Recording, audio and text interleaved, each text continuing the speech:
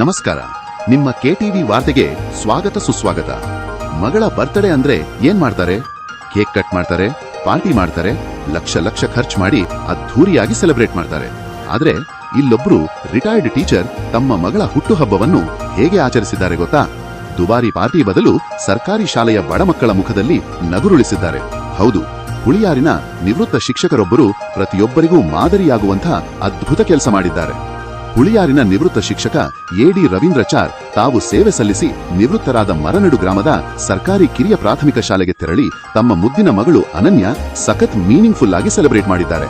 ವಿಶೇಷ ಅಂದ್ರೆ ರವೀಂದ್ರಚಾರ್ ಅವರು ಕೆಲಸದಲ್ಲಿದ್ದಾಗಿನಿಂದ ಹಿಡಿದು ನಿವೃತ್ತಿಯಾದ ಮೇಲೂ ಕೂಡ ಪ್ರತಿ ವರ್ಷ ತಪ್ಪದೆ ತಮ್ಮ ಮಗಳ ಬರ್ತ್ಡೇ ದಿನ ಈ ಶಾಲೆಯ ಮಕ್ಕಳಿಗೆ ಶೈಕ್ಷಣಿಕ ನೆರವು ನೀಡುತ್ತಾ ಬಂದಿದ್ದಾರೆ.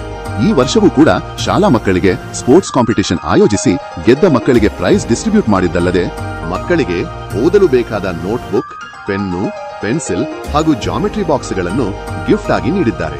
ಅಷ್ಟೇ ಅಲ್ಲರಿ, ಮಧ್ಯಾಹ್ನದ ಬಿಸಿ ಊಟದ ಜೊತೆಗೆ ಸ್ಪೆಷಲ್ ಸ್ವೀಟ್ ಮಾಡಿಸಿ ಮಕ್ಕಳಿಗೆಲ್ಲ ಕೈ ತುಂಬಾ ಚಾಕ್ಲೇಟ್ ಹಂಚಿ ಮಕ್ಕಳ ಜೊತೆಯಲ್ಲೇ ಕುಳಿತು ಸಂಭ್ರಮಿಸಿದ್ದಾರೆ.